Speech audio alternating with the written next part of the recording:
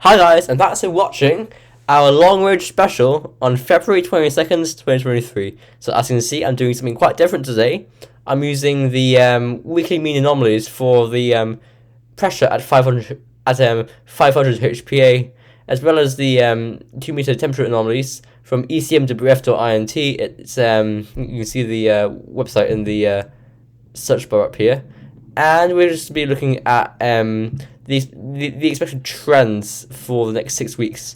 So starting date is Monday, February 20th. That's 2 days ago, and the end date is Monday, 3rd of April. So for the next 6 weeks, we're looking at the trends in the pressure patterns and temperature anomalies. And the reason why I'm doing this is just to see whether the ECMWF run is showing hints of the SSW having an effect on the weather. So if I just switch to the North Pole view down, this is the European view, but I think it's best to look at this from say the North Pole view or a global view. We'll see what suits us best. There we go, North Pole view down. There we go. So you can see if blocking will form, you can see it nicely over the North Pole. Currently, there's no blocking. Pretty much no blocking. There's low pressure right there.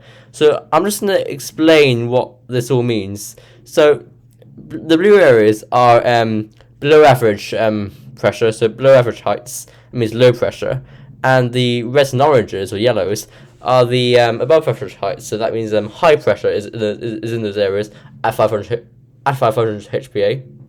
And it just gives you also these just basically they also represent the patterns at sea level as well.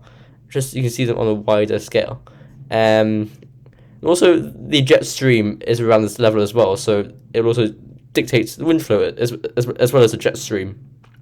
So as you can see from this week, Monday, February 20th to Monday, 27th of February, low pressure, deep low pressure over Greenland, Canada, North Pole, Arctic, into parts of eastern Russia, down into the Atlantic as well, into Iberia, and into northwestern Russia as well.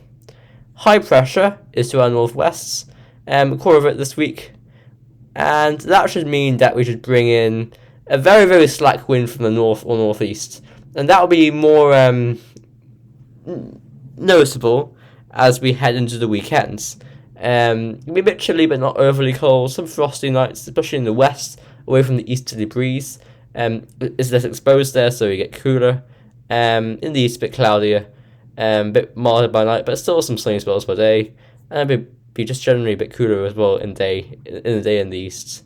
So this is more representative of the weather later this week. So this is our 500 HPA pressure anomaly for week 1. If we go over to the temperature anomaly, as you can see, so the pinks and reds are above average temperatures, and the blues and darker blues they're below average temperatures. So you can see that this week we've got above average temperatures, particularly for the north of the country, around average further south. So maybe that suggests that in the south there was a higher chance of frost during the weekend. There could be average in the south, above average in the north by about a degree in the north, average in the south, which pretty much just around average. It's slightly cooler. It's slightly cooler to our south as well. There we go. I can speak. And very deep cold across Canada. Week 2. Let's see. Monday, February 27th to Monday, 6th of March. Okay, so this is doing something quite interesting. The high pressure is retrogressing. This means that you're bringing pressure, and often it's high pressure, from east to west. So we're bringing it from Shetland and Faroe Islands up towards Iceland, ever so slowly, but surely. We are ridging it northwards towards Greenland, and this should allow so the winds around the high pressure go clockwise. A little gentle northeasterly breeze around the high pressure from Scandinavia. So this could be quite chilly. Frosty nights definitely. Maybe a few showers on the east coast, a few wintry flakes, but still there's quite a bit of low pressure up in the Arctic. So we want to get rid of this and just send it into the mid latitudes, for example, Scandinavia, Europe, and that'd be perfect. temperature anomalies for week 2 look like this. Oh, look at that.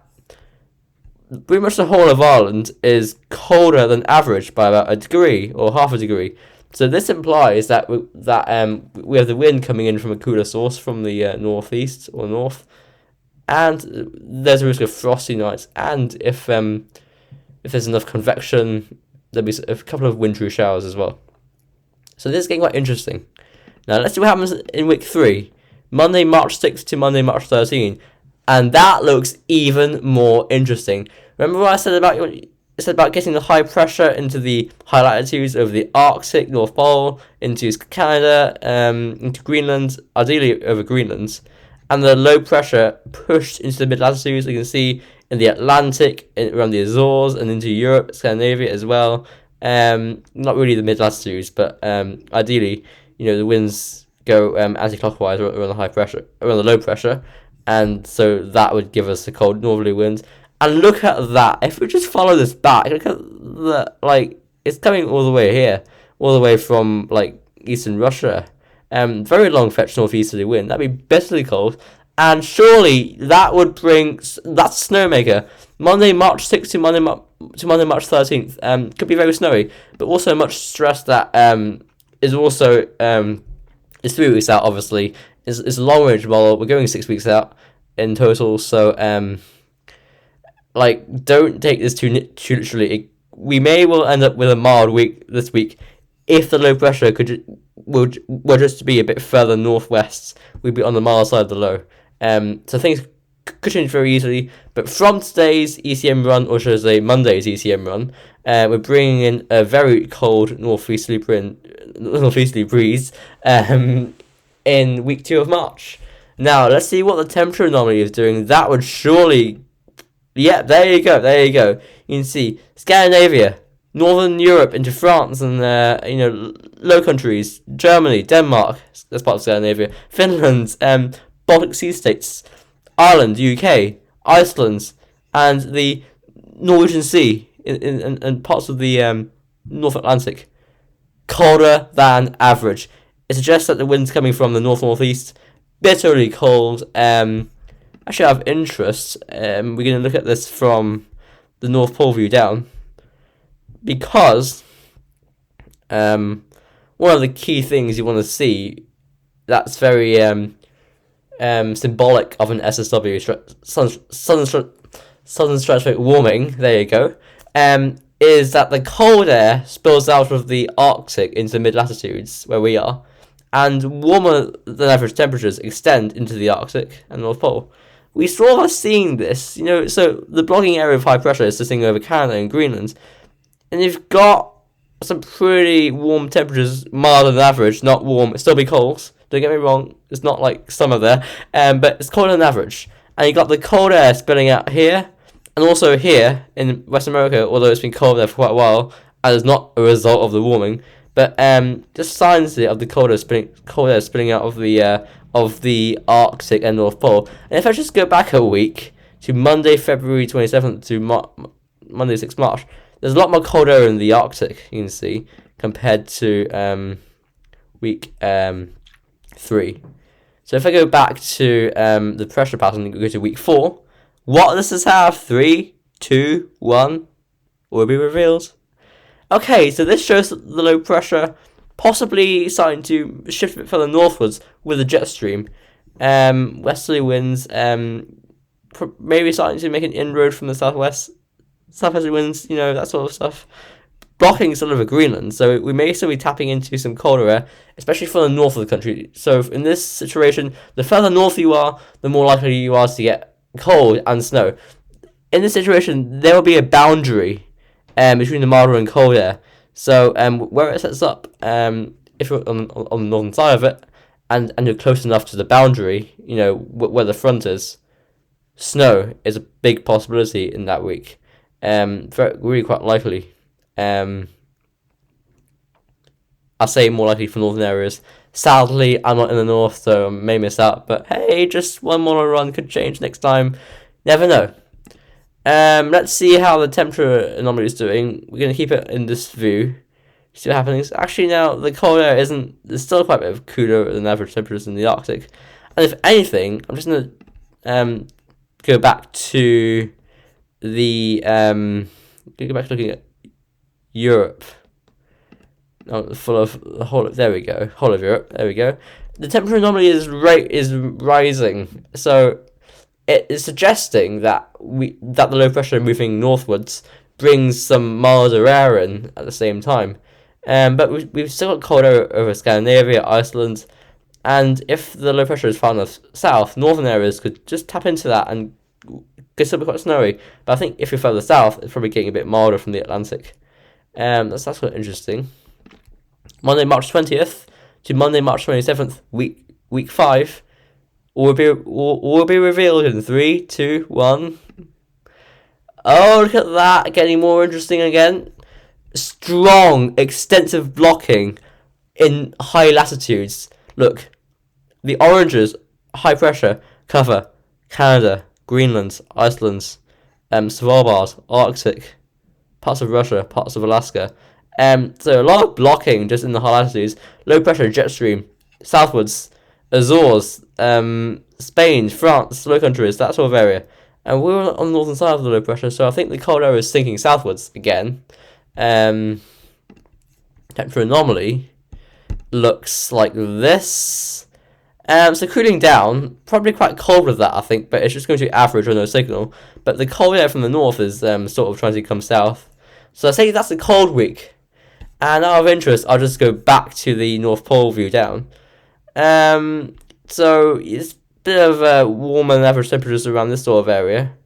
And the cooler air, the colder air, with the below average heights is over like Siberia, into Scandinavia, possibly here as well. So that's pretty symbolic of a warming of the stratosphere. You generally see blocking with above average temperatures in the high latitudes, as well as and wherever the remains of the polar vortex and the low pressure is pushed, that's where you get the cold air. So that's pretty much what we're seeing. Cold air spilling out into Europe and that sort of stuff, while it goes milder over Greenland and the North Pole. Of course, still frozen solid. It's not like, okay, we're going camping there because we're seeing these above average temperatures. Far from it. Anyway, back to the pressure. Final week, Monday, March 27th to Monday, 3rd of April. 3, 2, 1. And it looks like this. Interesting, we still have blocking over Iceland, Greenland, Canada, and the Arctic, and the North Pole, and Svalbard. I would assume that there's low pressure here, because there is low pressure on the eastern seaboard of America. Jet stream is probably here as well. So that's probably quite a cold week with the winds coming in from the northeast. Temperature anomalies look like this. Actually, temperatures warming up. It looks like getting milder. I wouldn't say warming up, far from warm. But looking at that pressure chart, winds should be in from that cold direction. So I'd say that's still quite a cold week. But the temperature normally is warming up, but it's still cold air. Not just looking to our north. So that's probably still quite a cold week. But the model's turning it milder. Also, just say that the model has a habit of keeping us mild. It's like the model. It's like it's a chore for it to give us cold weather, but still, model when it shows, we have to go with it. So it may well be a mild week. We maybe, we never know. But anyway, that's it for today's. That's it for today's long-range special. Just to see what the ECM is doing about the warming, and it's showing strong blocking into March and April. It could be a prolonged cold spell, or it could just be a short-lived northerly blast. Who knows what's going to happen? But the plot is thickening for sure, and lots to keep an eye on. Very exciting times if you're a weather fan like me, if you're weather obsessed like me. Anyway, so I hope you enjoyed the video. That's it for today. I'll be back tomorrow with, I think, the normal updates. If I'm not busy enough with everything that's happening, and if not. So basically, if I'm too busy, I'll be back on Friday. But anyway, I hope you enjoyed the video, and bye for now.